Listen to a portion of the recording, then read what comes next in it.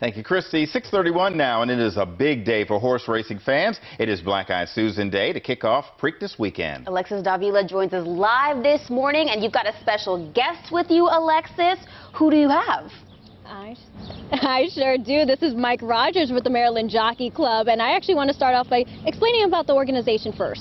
So I work for the Maryland Jockey Club, and we own this racetrack here at Pimlico, and we also have Laurel as well. So we run some of the racing over there, but this is where the big race is happening here today at Pimlico. Big race is almost an understatement at this point because Preakness is so iconic. We know so many people come out with their stylish outfits, but so eager to see these horses take off.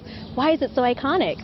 Well, I think there's only a few races that really capture the imagination of the country. Not only the country, we're going to be broadcasting to 200 countries around the world. So, and there's only a few races that reach that level.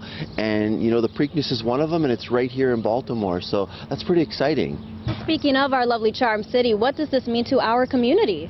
Well, I know, I'm actually not from here, so when I come here and the event starts to I feel the energy. I feel the energy of the community. I've spoken to a lot of the community leaders, and they've been coming out already, so you can see, I think they feel the energy, and we feed off of them as well, so it's very positive. Now, many people say there's nationwide attention, but really it's internationally known, so you have so many eyes on today. What does that mean to you? Well, for a company, it's pretty exciting because there's not too many races that do capture this kind of imagination, and to be broadcasting it, I mean, literally 200 countries are reaching out to us and saying, listen, we'd like to get the broadcast, because horse racing is really, it's an international sport all over the world. There's countries that participate in this sport, and this race has reached that level of excitement and interest. So we're excited that, we're here in Baltimore ready to showcase it. Can we also highlight the fact this is extra pivotal because this is the second jewel of that Triple Crown. What does that mean to you? Yeah, well, the Triple Crown, as you know, is the 3 races, and it's become a very difficult task for a horse to achieve that goal.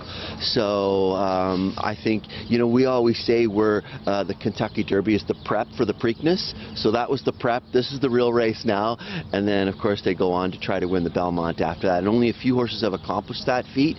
So it's always fun to see if Mage is the best horse in the class this year, and he's able to do that. So we'll find out on Saturday. Oh, you just brought up the front runner. We're talking about it. We saw Mage earlier getting combed and had his bath and everything. We've been seeing the horses coming out here, stretching out their legs a little bit. I have to ask you, who do you have your eyes on?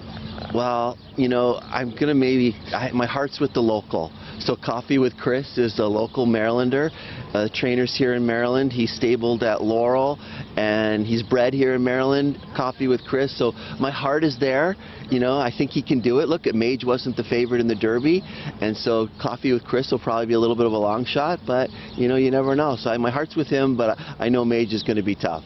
Okay, well, I love to hear that, though. We have to keep our eyes out for Mage, but also Coffee with Chris. Yeah. Also, we love to hear that. All right, you guys, I'm going to send it right back to you.